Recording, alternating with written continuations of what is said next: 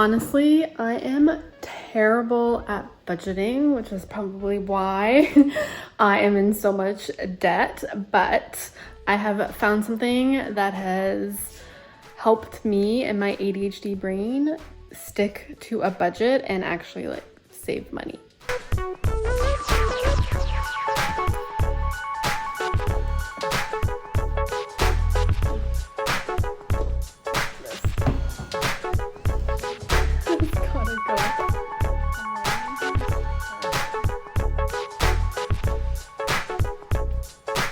Hi, I'm Dajana. This is episode 4 of my Financially Free series where I show you or bring you guys along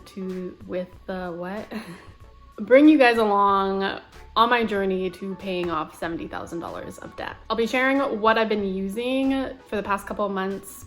It's a bit more complicated stuff in there. I'll go into it a little bit, but I've been consistently using it for the past couple of months to budget my money, save, and again, use it to prioritize what I need in order to pay off that $70,000 of debt. So just a quick little backstory so that you understand where my thought process or how my brain kind of works. I have ADHD and I have only recently been diagnosed with it. So I spent a lot of my early adult and youth dealing with undiagnosed ADHD, not even knowing I had it. Just to share a little bit of a quick backstory so that you guys understand where my brain is at and my thought process and how I've kind of come to this point in my life. So I have ADHD and was only recently diagnosed about a year ago. I've known that I've had it for the past couple of years, but it's been so difficult in getting diagnosed officially and getting any medication or any help with it. Honestly, this last year has just completely changed my life just from being diagnosed with it and having proper medication to help me. And while there are some great things about having ADHD, unfortunately for myself, it has really affected my self-esteem, just makes me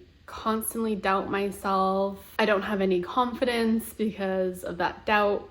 Anything I say, even though it could be something that I just read a second ago, I will second guess myself. It just really damaged my self-esteem and my mental health, not really understanding why I had the thought process that I had and why I couldn't be normal like other people and get stuff done. If you want to hear more about my backstory in my early 20s, go watch my video, Mistakes That I Made in My 20s. We'll get a better sense of how I got to this point. That's all been said to show you guys that I have always struggled with a budget because of my impulsiveness and forgetfulness. So not having something in front of me or easy access has led me to constantly forget that I even had a budget. So I've tried the cash envelope system, and while in theory it should work great with someone with ADHD, because you physically see the money and you put it in little envelopes and that's what it's assigned for. It's the part where you get the change and not knowing what to do with it and keeping track of the receipts and all of that was my downfall with it. I really like the idea of physically setting aside money in categories, but my brain just needed something easier, more simple, and kind of outsourcing, which is what I have come to the conclusion that I need to do more of in my life to stay on track. If you're one of those people that seem to be like me, I highly suggest YNAB, or the actual full name of it is You Need a Budget. Someone randomly mentioned it on a subreddit group. It showed for me on my home page or whatever, and it's changed my life ever since. What I've always struggled with on regular budgets is that you would have a 2-column system. You would need to budget what you think you would earn and then go back in and enter what you actually earned and then adjust everything. And it just seemed more for information purposes in my brain. It was very hard for me to remember what I even budgeted, what categories I had. Aesthetically, it looks really nice. It just didn't work for my brain. I always over or underestimated how much I would earn, and it would mess things up because I would mentally be trying to remember how much money I saved for groceries and how much money I had left, and then God forbid having to enter transactions if I didn't do it right away, which A lot of the time I wouldn't. I would completely forget about them. It just constantly left me stressed and thinking about money, which is what I don't want to be doing in life. I don't want to be constantly thinking about one thing in life. I'm trying to live that stress-free life, and so YNAB, You Need a Budget, has definitely stepped up there to the plate in helping me relieve that stress. So You Need a Budget is basically a app, online version of the cash envelope system. At least that's how I think of it in my head. It creates a budget based off what you have in your bank account in that moment. If you only have $100 right the second, that's all you're able to budget. You want to be budgeting just the money that you have so that you know what you can spend your money on right the second. So it gives every dollar a job. Only works with the money you have in your account, so no more estimating what you might earn and like mentally having to do that math of assigning your paycheck. It does it all for you. I won't go into too much detail about it just because their website is really great at explaining it, and they have tons of YouTube videos as well that are really helpful. It can be a little overwhelming at first, of course, but there's Facebook groups and subreddit groups that I'm a part of that you can ask questions or find answers to your questions because someone has surely already asked. Once you've figured out the sweet spot, it gets so simple from there. And honestly, at the end of the day, I am itching to make more money just so that I can do the budget. I can allocate my money to my categories. One great thing about the app is you can link your bank account so you don't have to do the heavy lifting. I have recently switched over to just manually inputting all my transactions because it keeps logging me out. I don't know, that's like the one thing that's a little annoying, but it's not enough for me to like not recommend it and not use it. So you're able to put all your accounts, your line of credits, your mortgages, like whatever you are paying towards or have money involved in, you can link it.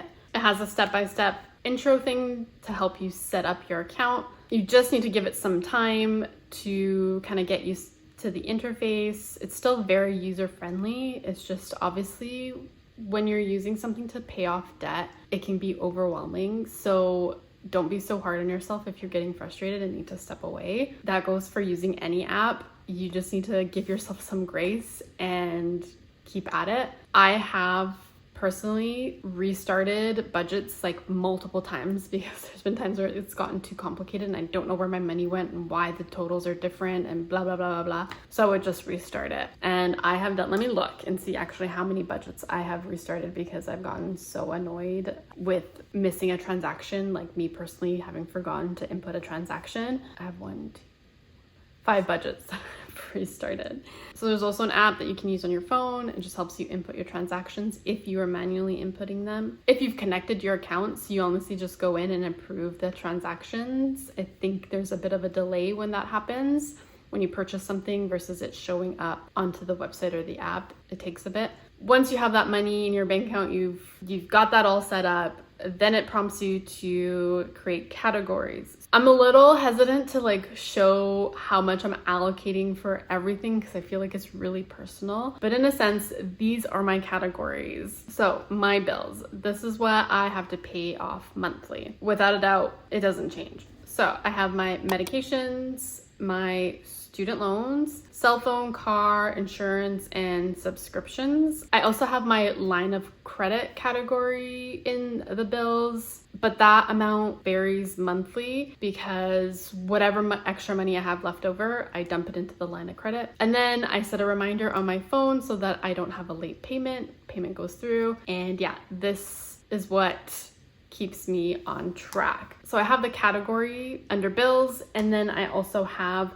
my line of credit amount, and it automatically deducts the amount and calculates the interest on it, blah, blah, blah, blah, blah. It does that all for you.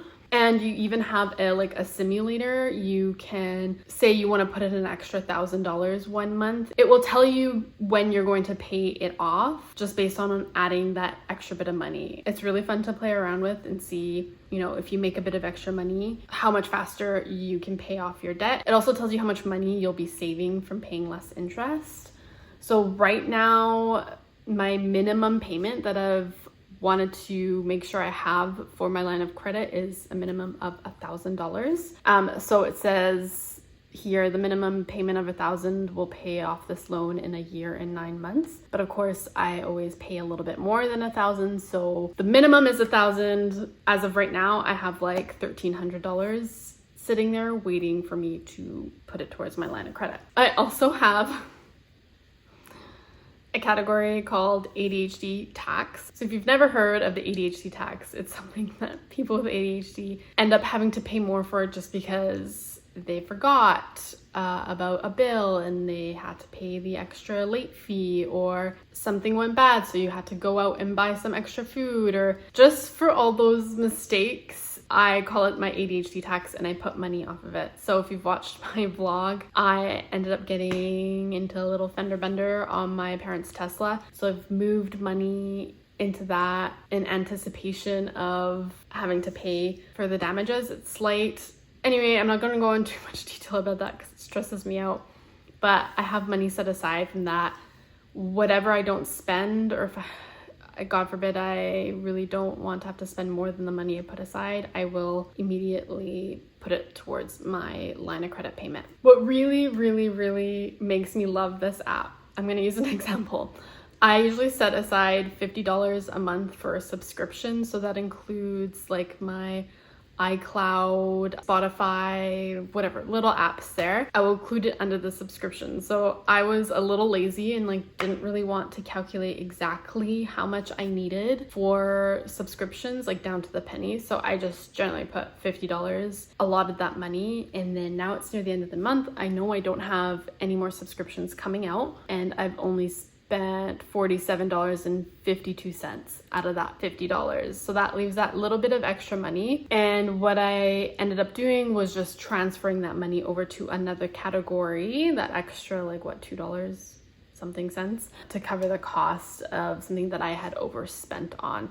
So while I have my frequent categories, which could also be put in the bills, but whatever, I just kept it in the frequent. It's my chiropractor, groceries, eating out, and transportation. A lot of the times my groceries would also like be eating out, just because I'm an individual that I pay for my own food, don't have family for it. So I will constantly switch out between groceries and eating out. If I've overspent on groceries, I'll take the money from the eating out category and cover the costs there, vice versa. And then transportation, saved a bunch of money because I've been driving my parents' Tesla. It's like way cheaper to pay for.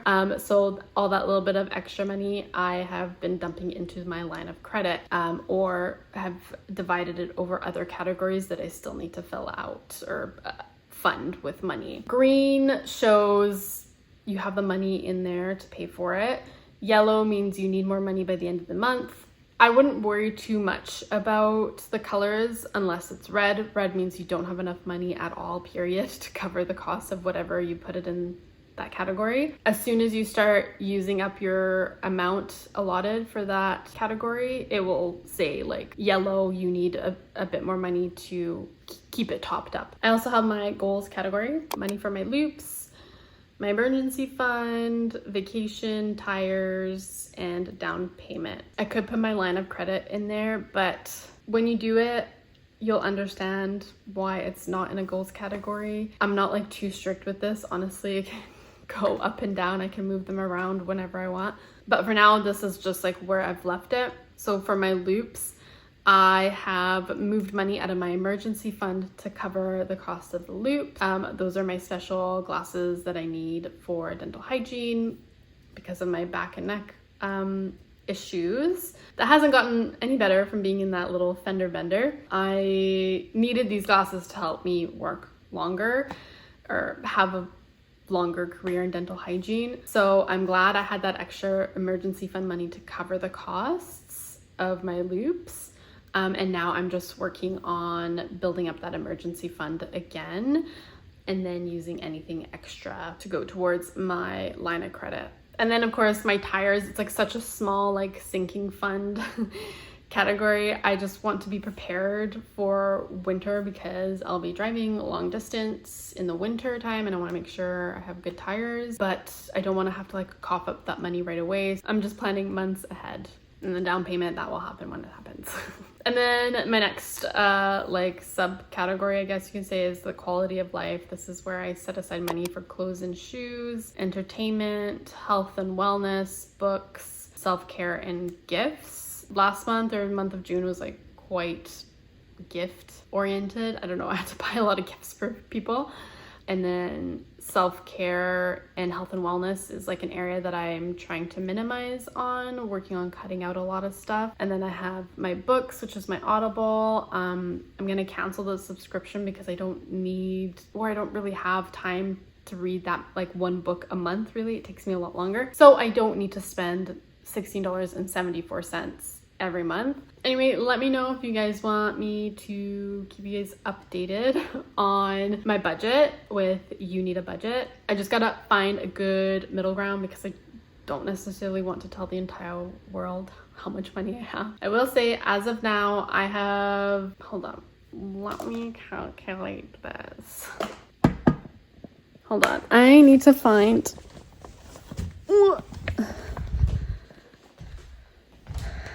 my little notebook here to tell you guys exactly how much I have paid off my debt so far since I've started this series. Okay, I had to quickly calculate this. So in total, I had started out with $70,530.91. I have paid off around $852.87 in my student loans and $4,082.32, with a total of $4,935.19 off of my entire debt. And that's in roughly 2 months that I've paid that off. So I'm just ramping things up here. I'm working more, making money off of YouTube now, so I am generally so excited to get that money so that I can budget and allocate it. And I cannot like stress enough or say enough about how much this app has changed my life. I have been using it for a long time, but I just could never stick to it consistently because I was never making as much money as I am now. Brain thing, and just like would fall off the wagon. So it's all about how often you use it, how you're using it, and it will save you tons and tons of money and relieve a lot of stress off your shoulders. Anyway, I'm gonna leave the video there. Let me know if you want me to kind of go into more detail about the categories and stuff. Maybe I'll do an update on my budget if things change. But yeah, I am happy with where I'm at in terms of paying off my debt, and I'm looking forward to sharing it all with you guys. Anyway, thanks so much for watching. I'll see you next time. Bye.